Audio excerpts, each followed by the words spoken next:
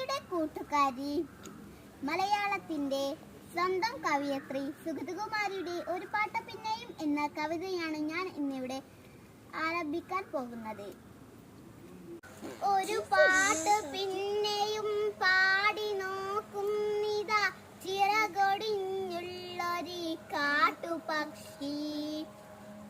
മഴു തിന്ന മാമരക്കൊമ്പിൽ തനിച്ചിരുന്നൊടിയ ചിറകു ചെറുത്തിളക്കി.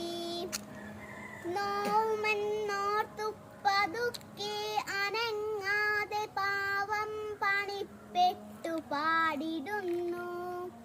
ഇടറുമീ ഗാനമൊന്നേറ്റു പാടാൻ കൂടെ ഇണയില്ല, കൂട്ടിന്നു കിളികളില്ല. പതിവ് പോൽ കൊത്തിപ്പിരിഞ്ഞു പോൽ മെയ്ച്ചൂടിലടവച്ചുണർത്തിയ കൊച്ചുമക്കൾ. ആർക്കുമല്ലാതെ വെളിച്ചവും ഗാനവും കാറ്റും മനസ്സിൽ കുടിയിരുത്തി.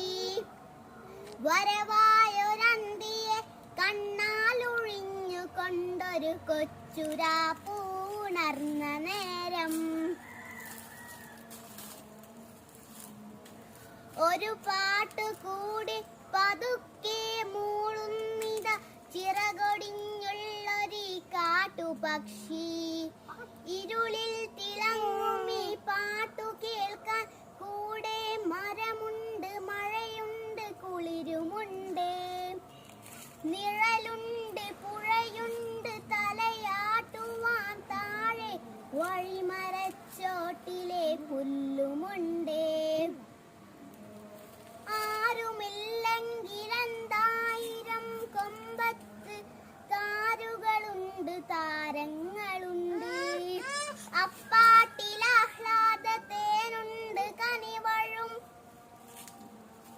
സ്വപ്നങ്ങളുണ്ട്, കണ്ണീരുമുണ്ട്. ഒരു പാട്ട് പിന്നെയും പാടവേ തൻ കൊച്ചു ചിറകിന്റെ നോവ് മറന്നു പോകെ.